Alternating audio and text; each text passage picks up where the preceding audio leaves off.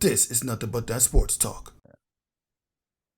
Welcome to another episode of Nothing But That Sports Talk. I'm Rafique Louison alongside a very special guest of mine. Well, obviously, he's interviewed some of the same people I've interviewed, but as we talked about before we got on the air, Christina Williams has been on this platform, Erica Ayala has been on this platform, Knicks Fan TV's CP the franchise has been on this platform, Dexter Henry. Welcome to the show. Rafique, thank you for having me. You have had other great people on here too that I've interviewed that are all great, talented journalists and content creators. So I'm just happy to be among the great people who've been on this show before me. So thank you, man. Exactly. Even Kelsey Nicole Nelson was on the show as well. But yeah, another good friend of mine. She just hopped on with me on my NBA show. So yeah, another good friend there. Yeah, good stuff. all right. Well, we're on the subject of your show. Like, why don't you talk a little bit about what was the starting point for you going for a journalism career? Yeah, for me, I think that journalism was something that I always kind of knew I wanted to do. Whenever people ask me this question, which is a great question by you, I tell people I always loved sports and I always loved to read and write when I was younger, whether it was telling stories, poetry, I always loved that. And then as I got to my preteen years, I found myself a lot just being engrossed in sports journalism. I would buy the newspaper every day before school and I'm reading every sports story you can get. And then once the internet sort of exploded, show my age a little bit here, I was reading as much as I could consume online. But I think during my high school years, I didn't really think of it that much as an option. Even though I had a journalism, I was part of the school newspaper in middle school. I was with it for a little bit in high school. I didn't really look at it as an option. It wasn't until I got to college at the University of Pittsburgh and I saw some people doing some things in broadcast journalism with the TV station. My mentor, Jamoke Davis, that's when I felt like, look, this is something I could do. And I took it really seriously in school and studied. And that I'd say the moment about 19 was when I really was like, hey, this is what I want to do. This is what I believe I could do. And so, I credit a lot of that. That was really the foundation, Rafiq. That was really the start. It's important when we see other people doing it, to think that you can do it. And that was really the foundation for me. And from there, graduated from college, um, came back home to Brooklyn, New York. I'm from Brooklyn, just like Rafiq. Shout out to all the Brooklynites out there. And I got a job starting off at a local newspaper called the Brooklyn Skyline. So I actually wanted to do broadcasting stuff, but I started my career in print. I did that for a bit of year, and then I worked for MLB.com as a game night editor. I then worked with a company called HC News, which is part of Cablevision, as a sports producer. So all this stuff before I actually even got on air. And then my first big break came where for the company I'm with now, I'm with the New York Post and SNY as a digital anchor. But I worked for the New York Post back in 2007 as one of their first video journalists. And that's where I got to do some reporting on air, creating, editing my own videos. From there, I went on to work for Nets Daily, the News 12 networks, as well too. And then I worked for AccuWeather as a weather reporter. I was out of sports for a while, for about 3 years, and did some stuff there. And then now with the New York Post and SNY. So it's been a journey, but my roots really started from I always loved sports. I always loved reading, and the opportunities I had in college to be a part of the school television station and really develop and hone my not just being on camera, my shooting, editing skills as well too. So that was really the start. I owe a lot to Pitt Television and Panther Sports Network at the University of Pittsburgh and my mentor Jamoke Davis. If it wasn't for him, I wouldn't be here. And that's what it's all about. I mean, you had your starting point in journalism, and from that point, you learn how to write, you learn how to shoot and edit, you learn how to Yep. talk about sports when you're on the air with a couple of people, or you know how to interview people as well. Like when you look back at the beginning point of your journey, like what was the weaknesses that you discovered on your own, or anybody acknowledged, and how did you manage to work your way out of that? Yeah. So you said I like that you asked that because none of us are strong at everything that we do when we start into it, right? And I think one of my weaknesses, I remember when I started, especially when I was really going to the broadcast track, um, one of my weaknesses I think was like slowing down. I was talking too fast. And I remember another mentor of mine, I want to shout out Cord Stanley. He did a lot of work with NBA TV and News 12 back in the day. And he helped me a lot with my stand ups and just finding my voice and working on my rhythm and my time. And, you know, he really took time and saw me as a young brother that wanted to do this and pulled me to the side and helped me a lot. So he's another person I owe a lot to. But that's something that was a weakness of mine. I had good delivery. I had the confidence. I always was fine with speaking in front of the camera, but it was refining my delivery, slowing down a little bit and making sure I was enunciating, getting words right. And those are things that, as a young journalist trying to be on air, you sometimes could rush through because you want to deliver news, you want to get it quick, but you got to make sure people understand too. So whether it's you doing broadcasting, reporting news, whether you're doing play by play, you know, always working on your voice, refining it, working on your delivery is always important. So that's something I think was definitely a weakness of mine. I think another thing is that's just a weakness for any journalist when you start is you're just not as refined as a storyteller because you don't have the reps. And the more you do, just like anything else, the more you do anything else, you get that muscle memory. You learn from different things you watch, you take from different people you're inspired by, and you learn how to become a better storyteller. So I'm a much better storyteller than I was 15 years ago. And, you know, I'll be a better storyteller tomorrow than I was yesterday. And that's just how I continuously look at it. So I think the thing was learning from mentors, being able to identify those weaknesses and listening to people that might give you critique or feedback, and then putting time in the lab and working on it. So those were the things for me, is that if you want this and you want to get to this place, you know, you got to work in your craft. You always have to be working on your craft. And that's just something I believe. Exactly, because talking too fast. I mean, you don't. You. I mean, I'm kind of like in your position because I don't even acknowledge that I'm talking too fast. Somebody that I send my reels to, they have to witness that for me. I mean, Right. seriously, the space I'm speaking, you go a lot faster than you intend to. And well, I mean, when I practice on air, like I tend to slow down or I get too hesitant. But then when I do manage to get in the sync, you talk a lot faster than you're supposed to. Sometimes people don't hear it. I mean, when I send myself to this guy, I don't know if you know him, named Justin Shackle, well, who's a broadcaster now for the Yes Network, where I hope he's watching this. He acknowledged that I was talking too fast.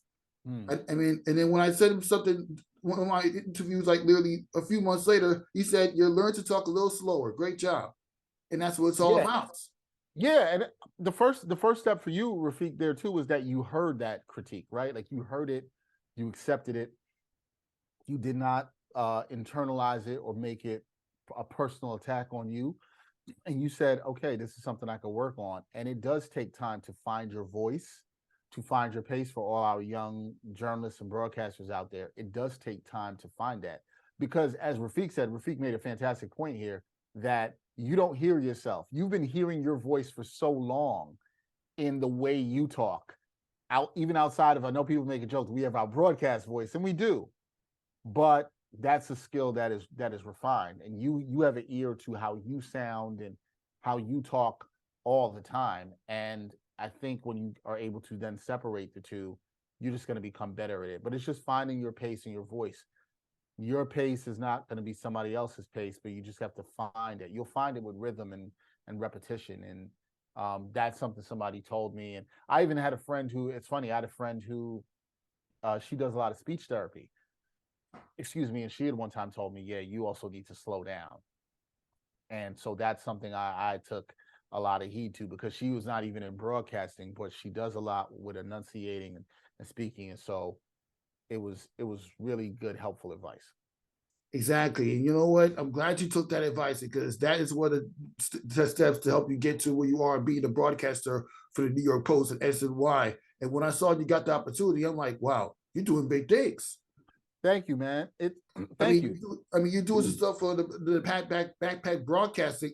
That's the YouTube channel. And I saw you do a lot of interviews, even for the NBA Exchange. I see you Yep. do a lot. I see, well, you like I see a lot of street interviews you did interviewing that young lady Bianca who working at the Barclays Center for the Brooklyn Yeah. Nets and New York Liberty. Very nice job having it all put together. Thank you, man. That's something I actually forgot to mention in my story, and I'm glad you brought it up. I'm not here if it wasn't in my journey, excuse me, for Backpack Broadcasting, which is my own production company, media outlet I created. There was a lot of times in my journey where people told me, no, you can't, we don't see you as a journalist here, or we're not going to open this door for you to have an opportunity to report here. And one of the things I did was create my own, which is nothing different than what you're doing, Rafique. And it's something I encourage a lot of young journalists, particularly journalists of color. You don't have to wait for somebody to open up the door for you. There's a lot of Create great your own tools. green light. Yeah, man, be your own green light. There's a lot of tools we have. We have Zoom, we have different streaming platforms, we have different ways to put podcasts out. You have many ways to put out your own content. And there's also a beautiful thing. There's many ways to connect with people. And sometimes it just happens by asking. Rafique, I'll tell people this, put people behind the curtain. Rafique just reached out to me and said, hey, would you like to come on my show? And I said, yes, because I like to help people the same way people helped me when I was starting with my content. And there's a lot more people willing to say yes than you realize. And so a lot of it starts with just jumping. But to that point, if I never created Backpack Broadcasting, if I never started creating some of my own content, whether it was doing my NBA show with NBA Exchange or doing my podcast with Ain't Hard to Sell Podcast or the Sports Walk, which is the show Rafique was talking about, I would not be here. A lot of that, it's funny, doing for myself opened up other doors for me. So, you know, a lot of people are going to tell you no, and broadcasting is an industry where a lot of people will be like, oh, I don't see you as this. It can happen. But if you believe in yourself and what you're doing and create for yourself, it can absolutely happen for sure. Exactly. You got to make sure that you be picking the right journalism opportunities to start off from. So this way, the support that really has to happen will actually happens. Yeah. Yeah. And you know what? Doing that and reaching out to people, I really believe, and connecting with other like-minded people. You know, a lot of the people you mentioned that have already been on the show before me, the reason I have connections and relationships with them is they are also content creators of their own. You know, you mentioned CP the Franchise, who obviously does a great job with Knicks Fan TV. Christina, Erica, these are all people who've created their own content too to get where they are. And I'm such in support of what they do. And, you know, and I think that's another thing, particularly even as Black journalists and content creators and broadcasters, we all really do need to support each other and understand that it takes a collective community to build and uplift our content and tell our stories. And I'm very, very, very much about that. And so, you know, for your listeners and viewers out there, a lot that support is necessary for independent content creators, because the world has changed in that. There are a lot of gatekeepers to different things, but you can really open up those doors. And I love what you said, Rafique. You can really create your own green light. Nothing is stopping you but you from that. And so go out and create. It's a beautiful thing. It's helped me. And I know there's plenty of other people that can do it as well, too. Exactly. And it's because of that, you doing everything you're doing the right way. Thank you. But thank you, man. Thank you. You know, and there's no one way to do it either. That's something I always like to say. There's, you know, everybody has a different story and different journey. And I say this a lot when I talk to people, and everybody's journey is different. But there are fundamental things I do believe that work. And one thing is, I think you have to believe in yourself, even when everything is not going exactly where you think you're supposed to be or where you think it's at. You really have to believe in yourself and have that unshakable belief. And I think you have to be willing to do for yourself and not wait on everybody anybody to hand you stuff. You can get opportunities, but there's ways you can put yourself out and be seen and try to take advantage of those opportunities to connect with people and learn and work on your craft. That's the biggest thing about creating for yourself, is you get to control working on your craft in a way that nobody can. Nobody can tell myself or Rafique when we're doing our own content and own shows for ourselves how it's supposed to be. You get to figure that out. You get to work on, okay, I did this, I like it. I did this other thing, I don't like it. And you learn from those things. There's nothing better than getting the reps, and why not do it for yourself? There's no better feeling anyway than that. Exactly. And because of the hundreds of reps that I've been doing, I had an opportunity to cover the WNBA virtually in 2020 when everything was locked out due to the COVID spread. And from that point on, it led, like a year later, I got to interview some NBA players during the U.S. basketball team's run to the Tokyo Olympics, led by Kevin Durant and Jason Tatum and Damian Lillard.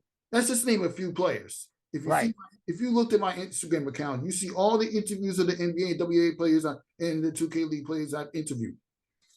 That happened because I put in the work at the beginning when I started this podcast in 2018. Right. And the other thing too, Rafique, is one thing to start doing things and then getting access. It's another thing to actually show up and do the work, right? It's a lot of work when you know that you're doing it for yourself. You might not be making any money off of it.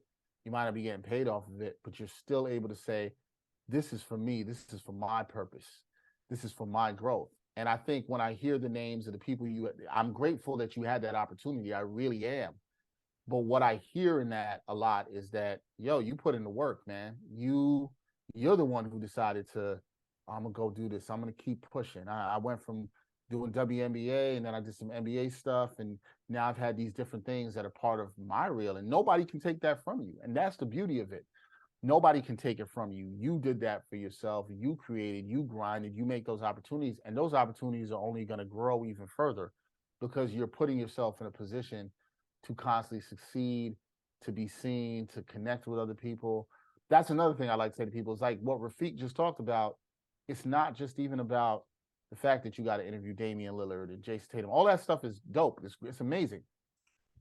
But Rafique, by putting himself out there, you're going to be able to connect with even other people, other content creators. You're meeting other people. That is such an important part in the young stages of your journalism career that sometimes you don't even realize the payback until you get a little further down the line and you realize, oh, this person I met back then really helped me, or now I have a connection to do something else with them. It's amazing how connections I made 7-8 years ago have come back to help me in things I'm doing now. So always be mindful of that, the opportunity to connect and put your best foot forward out there and meet new people. That's definitely an important thing, I think, for young journalists is value and nurture the connections that you make along the way in the journey, because the journey is beautiful. Exactly. And when you're on the subject of the stuff that you just mentioned, just recently, we managed to connect after seeing you in the sports journalism panel, which was put together by Renee Washington. Like when you look back at that panel, being able to speak with Justin Waters and Renee Washington, as many as a few other journalists that were on it, like what are two things? Well, matter of fact, not even two. What are some things you learned from it? Yo, for me, you know what I really learned from it, and I feel like was that and I say this because it was done. Renee did a great job by hosting it. So shout out to Renee, first of all. Renee did a fantastic job, who I've known for some time, for hosting it. But this was put together by her and New York Association of Black Journalists. And I think what I learned from that panel is all of us who were on the panel, myself, Justin Walters, David Cummings, David Cummings, and I'm sorry, I'm forgetting the young lady's name from LA. I believe her name is Ray. I think it was Ray. Ray, who I connected with as well, who's absolutely dope. What I learned from it is that everybody has a different story or journey to how they got where they were. But for a lot of us who are Black journalists, a lot of the struggle is sometimes still the same. We have a lot of connectivity through that. And no matter, it's funny, and what's even I learned more is like listening to David a lot, who's the oldest out of all of us, is that some of the struggles still haven't really changed through errors because there still has been a lack of, change is slow, but there's still not a lot of diversity in newsrooms, excuse me. But what I learned from a lot of everybody else on there, beside that was that, look, you have to be multi-skilled today. And I feel like I already knew that, but it was something that was reinforced. You have to be multi-skilled as a journalist or broadcaster today, because that's the game of where sports journalism is. You can't just have one skill. You have to be able to do different things. You got to be a good interviewer, right? You got to be, if you're doing play-by-play, you got to be good at that too, but you still need to be a good interviewer. You got to have some writing skills. There are many different talents you have to have that you got to keep sharpening all the time. And I think that's really important. And what was inspirational from the brothers and sisters on that panel was that everybody is still doing that in their journey. Every one of us are still doing it. And we're always still looking to network. That's something we talked about a lot in that panel, the importance of networking and connecting with other people. And that's why when young people or younger journalists reach out to connect with me, I never dismiss it or take an opportunity not to talk to somebody if I can.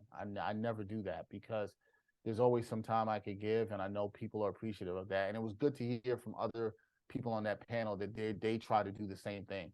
And I think that was really encouraging to hear. But that was a panel I walked away from as a panelist, and I've been on a couple of panels this year for the first time in my career. I'd never done panels before, and every one I've done, I've been very inspired from being on it.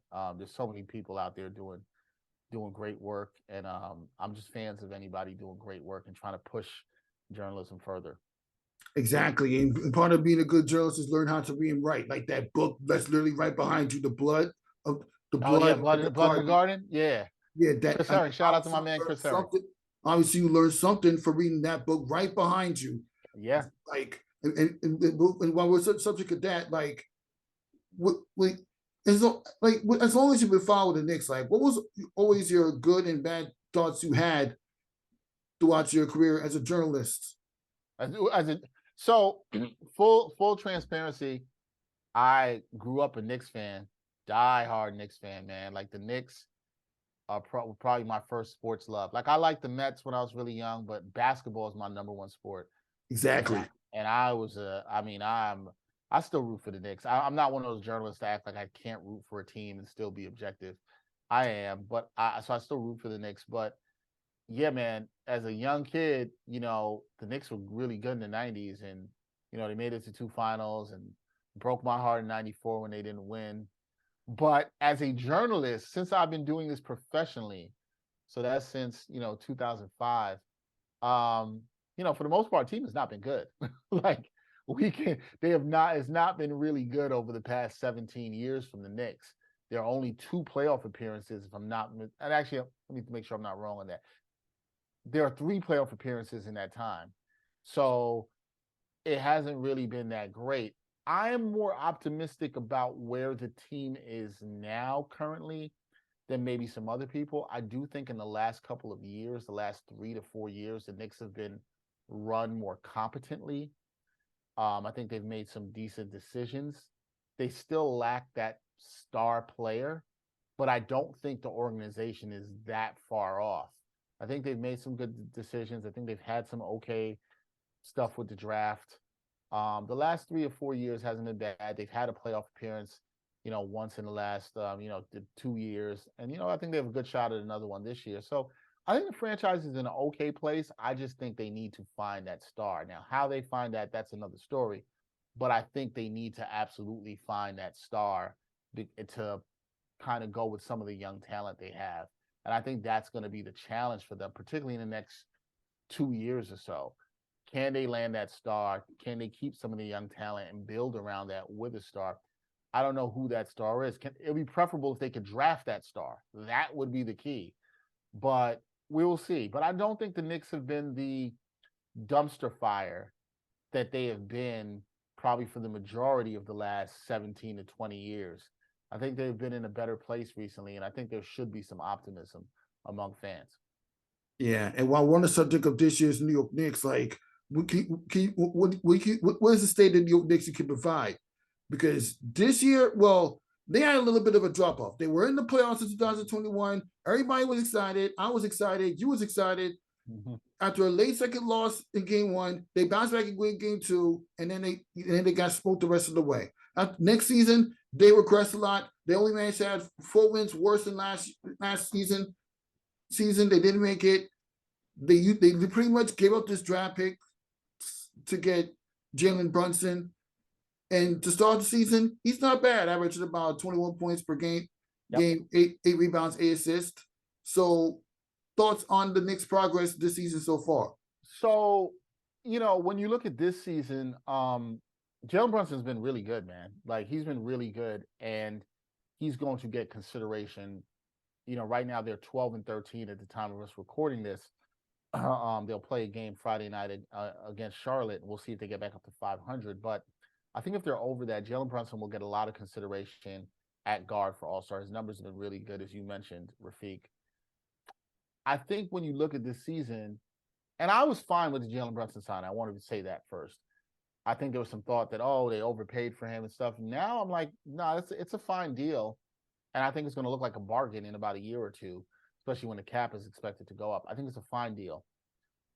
The thing that you have to talk about with the Knicks is, and the sort of big elephant in the room is, should they have acquired Donovan Mitchell?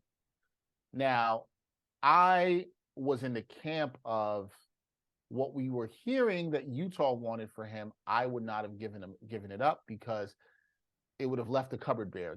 Knicks would have had nobody to really pair him with, no young players to play. They would have gave up a lot from what we were hearing Utah wanted. And Utah knew that the Knicks had a ton of draft picks. I think you can look at it and say there's regret the Knicks don't have him, and they could sure use a player like him, no doubt. But I don't think they made the wrong move in not giving up the farm for him. I think Cleveland was in a different situation. They had some younger players who already made all-star teams.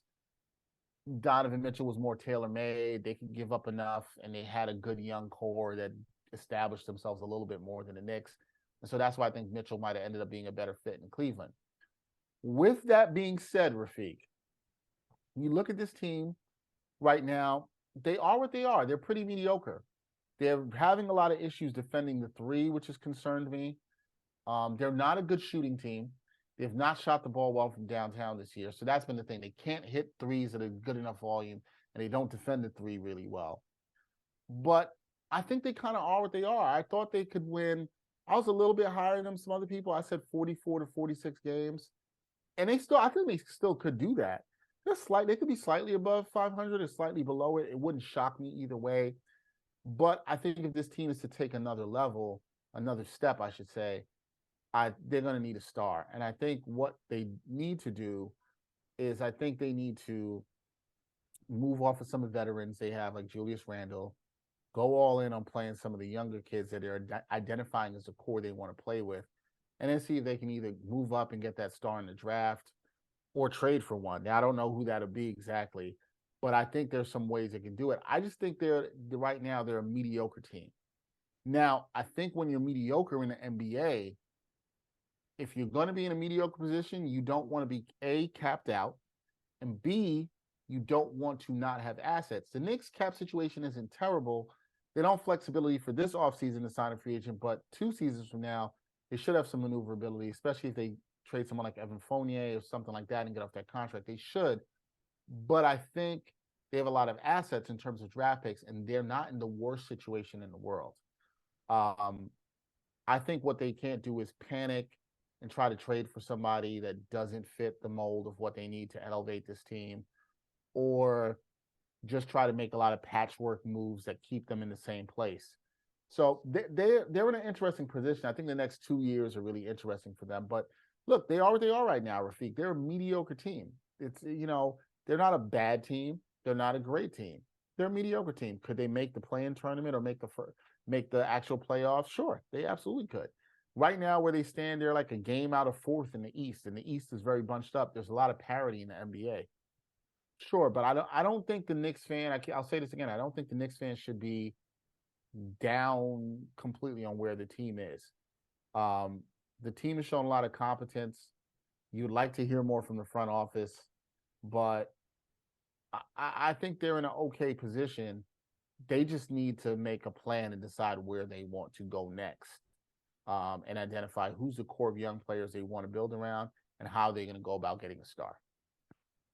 That's exactly a great point because, okay, you got Julius Randle, who after one of the best seasons of his NBA career, being most improved player, his numbers kind of dipped a bit. His numbers dipped back up, but a lot of people don't acknowledge that because it's something we've seen before. And let's just hope that Julius Randle can keep it up this time because he's shooting. He's not a bad 3-point shooter. He's not a bad shooter, period. But he can be a little inconsistent. So is RJ Barrett. And Jalen Brunson, he's not Kyrie Irving. But when we pick it up at Jalen Brunson, who's coming off one of the best seasons of his career, when he led the Dallas Mavericks to the Western Conference Finals, losing 5 games to the Golden State Warriors. Yep. And then, of course, you have all the draft picks. I mean, you think that at this point, the Knicks would have been tanking for one of the top players in next year's NBA draft, excluding the Thompson twins, who I had a chance to look at the Nike Switch Classic when Overtime Elite took on our Severier Louison, that high school located in the Bronx. Yep. So when I'm looking at the New York Knicks right now, there's some potential to grow back to what we saw in 2021, to the point where they do make the playoffs. It's not because they were overachieving. They made because they were a great team. Yeah, listen, I think that year was, I think one of the things Rafique people don't value enough around sports is that winning, and maybe the Knicks jumped, they were ahead of, they were, everybody thought they was rebuilding and they jumped a little bit ahead of schedule. But winning is a good thing. Getting playoff experience is a good thing. I think that was good for guys like Julius Randle. It was good for Obi Toppin and Emmanuel Quickly in their first seasons. It was good for RJ Barrett in his second season to get that playoff experience. I think that was definitely a good thing. They set a culture and tone under Tom Thibodeau of how they want to play hard-nosed defense. That team played very hard defensively, not great offensively, which is why the defensive struggles this year are shocking. To your question about, your point saying that they could get back to where they were a couple years ago. Yeah, I think so. I think they can get back to being a playoff team. Julius Randle that year had a career year. He shot the ball better than he ever had. He shot the ball 41% from downtown. That was a career high. He had never shot that high before. We saw him regress last year. This year, as you mentioned, the numbers back up a little bit, not as high, and he's streaky, as you mentioned, with the shot. I always said I thought Julius Randle somewhere between where he was last season and 2 seasons ago. I don't think he's either end of those players. I think he's somewhere right in the middle, and that's kind of what we're seeing this year. He hasn't been terrible. You'd like to see him be a little bit better on defense. The same with RJ Barrett, too, who's been a little disappointed this year with the shot. You'd like to see that. But the Knicks have some good players. They don't have any players that wow you. They have some really good players. Jalen Brunson's probably the closest thing they have to a consistent all-star player. And I think Jalen Brunson's a really good player. But they don't have that, that bona fide guy, that star to borderline superstar. That's what I think they're missing, especially when I watch them close games. That's what I think they're missing. But again, they're not in a bad position to not get that guy. And a lot of people say, you hear some Knicks fans talk about tanking, and I'm kind of in the school of like, tanking doesn't guarantee you anything. We've seen that before. What the Knicks have to do is evaluate good talent, find the diamonds in the rough. The good organizations do that. Find good value in the draft. Find the stars that's at the end of the lottery or late. Find them. I mean, they have a lot of picks and they have a lot of cracks to do that. So try to find those guys.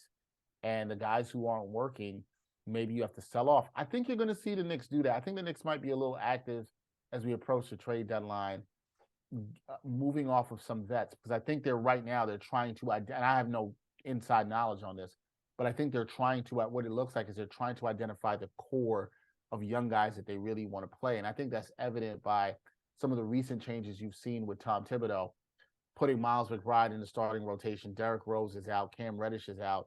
He's going with the guys he knows that can defend, Quentin Grimes, Miles McBride. You're starting to see that. He likes Jericho Sims. I think you'll see more of him. I think they're going with the young guys they really like, and they may try to sell on some of these vets they have that don't necessarily fit where they're trying to go in the future. Exactly. And Tom Thibodeau's been known to use only players that's been put in work offensively and defensively.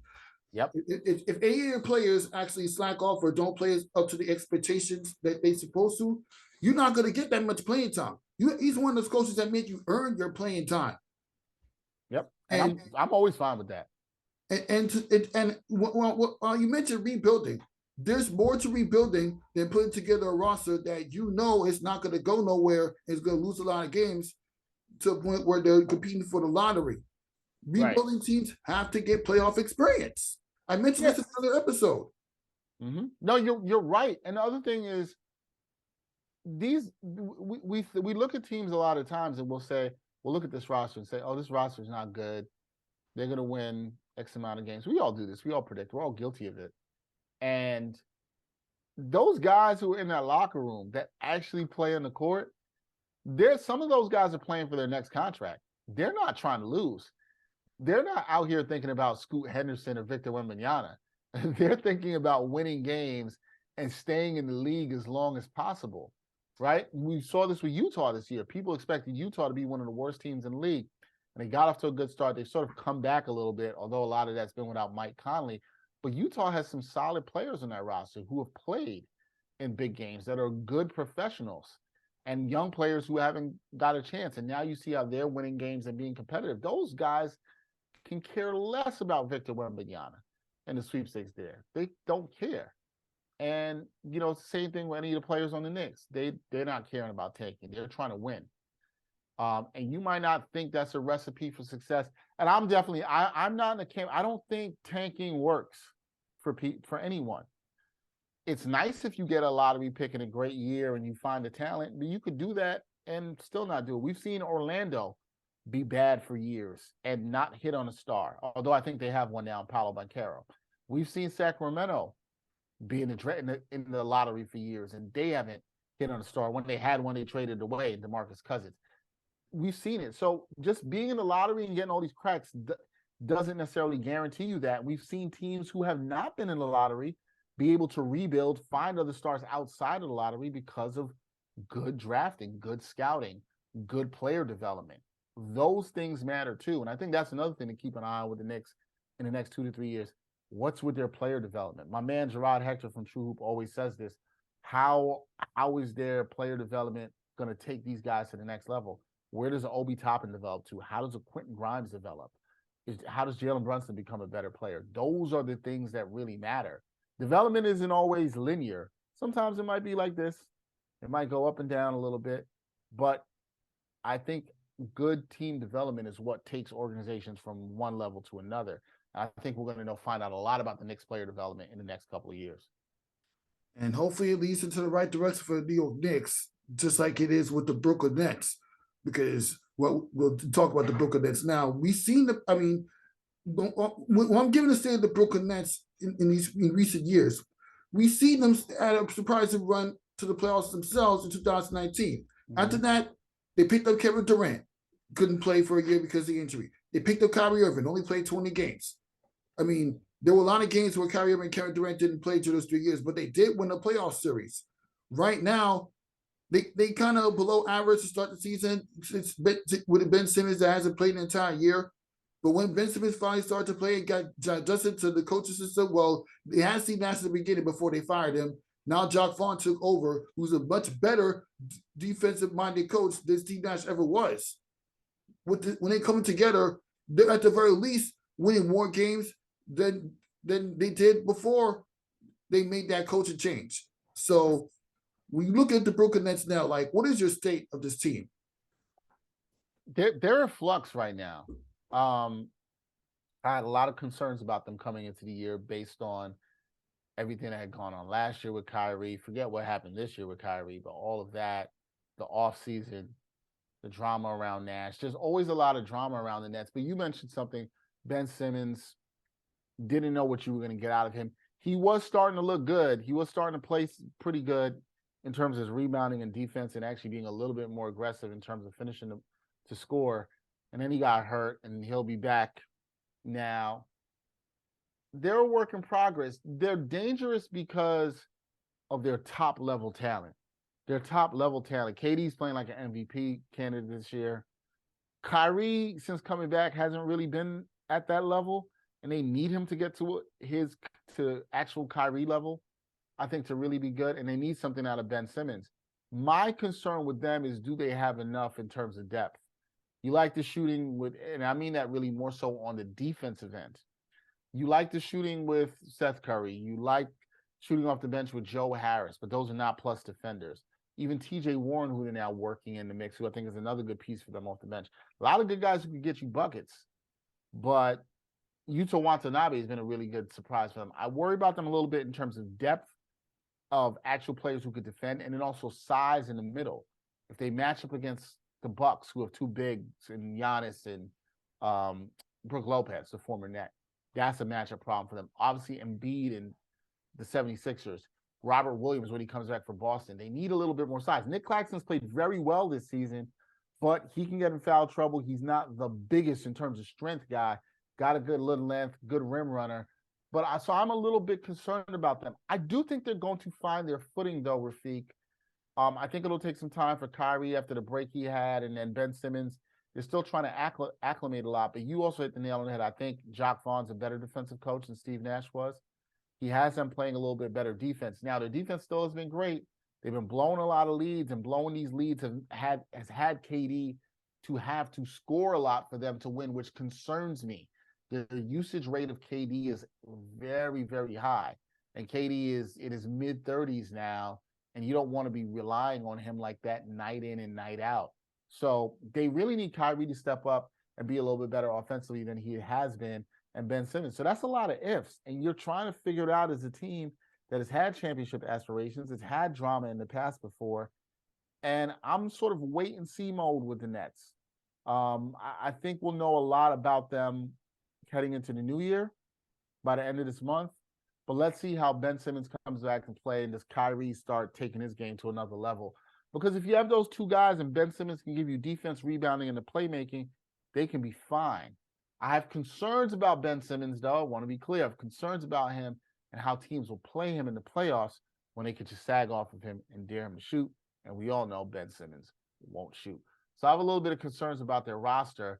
I just wonder if they'll try to trade for a little bit more defensive-minded players to go along with the shooting that'll help them out. They have to get better defensively if they're really going to compete with Boston and Milwaukee, who I think are the class of the East, and you might even want to add Cleveland in there. But definitely those two teams, Boston and Milwaukee, they're going to have to get better defensively if they want any shot at beating those teams.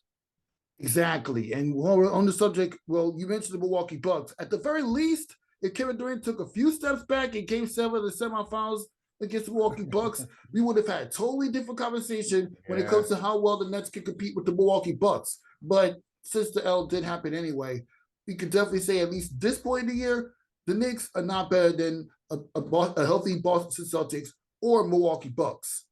Cleveland, maybe. Every other team in the Eastern Conference, it's either maybe or yes. Yeah, I think that with Kevin Durant led team. With Kevin Durant led teams, they depend on him to do all the scoring, and that's a problem because what if the guy ends up having an off night? Other players have to step up. No, you're 100% right, and that's been if you're a Nets fan, that has to be part of your concern early in the season. You've relied too much on Durant. He's be 35 years old. You're asking a lot of him. There's only so much in terms of usage rate you can use. And he's been relied upon too heavily, and you saw a lot of it in the games when Kyrie was out. And even now when he's come back, he's had to have a lot of games. The other night, they almost blew a lead. That's a lot of it is defense too. And that kind of relying on him that heavily at the age he's at is not sustainable and won't translate into winning that many games. Kevin Durant's still great. He's amazing, right? It's one of the best players ever. But he's getting older and he needs support and needs help. And a lot of it is thinking about the roster construction. Particularly for me, I'm more concerned on defense. We know the Nets are going to be able to put up points. It's just more about defensively where they could be, because there's teams that aren't as good offensively as them that can come back on them and put numbers on them in a way that the Nets should be able to handle. But defensively, they're just not there yet. I think it'll come with Jock Vaughn, but they also need the players. And I think they got to look at some players that are better on the other side of the ball. Well, we are in an era where scoring defense is a problem for a lot of teams. Like seriously, defensive scoring is not what it used to be back in the 2000s when you had prime defenders like Shaquille O'Neal's and Tim Duncan's, the Bruce Bowens, like all those guys that played good one-on-one defense, winning all those championships. You don't see that anymore. You see a lot of three-point shooting, and it's because you got guys like Kevin Durant, Kyrie Irving, and the greatest three-point shooting guys ever created, Stephen Curry. Why the three-point shooting makes and attempting have increased a lot. Yeah, it's funny on that topic. Like, I think it's the game's become more skilled than it ever. That's just sports in general. Sports is always going to evolve.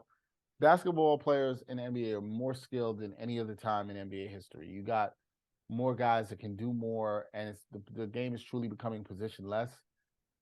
So in one aspect, defense has become harder to play than I think it was years ago. But I think the other thing is, you mentioned some of the great shooters there, Kevin Durant, Steph Curry. And I talk about podcast calls about this a lot, Brian Fonseca. I think what's disappointing is a lot of teams think they're the Warriors and they're not. So, you see teams shooting a high volume of threes. I don't mean to bring it back to the Knicks, but one of the things with the Knicks that's very interesting is they don't shoot the three well, but they're one of the best teams in the league at shots at the rim in terms of attempts and makes. And it's a good thing. And then they're also a pretty good offensive rebounding team. where it's like the Knicks excel in the mid range a lot because of Brunson, who's pretty good at it. Randall's not bad in the mid range either, and that helps. And that might be more the identity of your team. And so sometimes for teams in the NBA, I'd love to see more teams play to their strengths of what they are. Everybody can't be the Warriors. The reason the Warriors work is because they have two of the best shooters of all time on their team, and at one point they had three. And that's why they were so dangerous and could shoot so many threes at a high volume and make them at such a high clip. Everybody doesn't have that. And so while three-point volume has gone up and there's more people with the green light to shoot threes, I'm not necessarily that's a good thing for every team. I think more teams need to know their personnel, understand their limitations, understand their strengths, and play to that a little bit more. And I think you actually would probably see better offense from some other teams if they were like, hey, this is what we're really good at. This is what we're going to do. We don't have to try to shoot as many threes. Now, look, when you play a team that can shoot the three well and you can't shoot the three well, it can really hurt you in today's league. It absolutely can. But if that's not your bread and butter, don't do it. I think that hurts. I think it's some of the lack of creativity and coaching in the league that is a little disappointing. And I'd love to see more coaches look at the numbers, play to their strengths, and do what works and focus on their own style. Exactly. And that's what it's all about.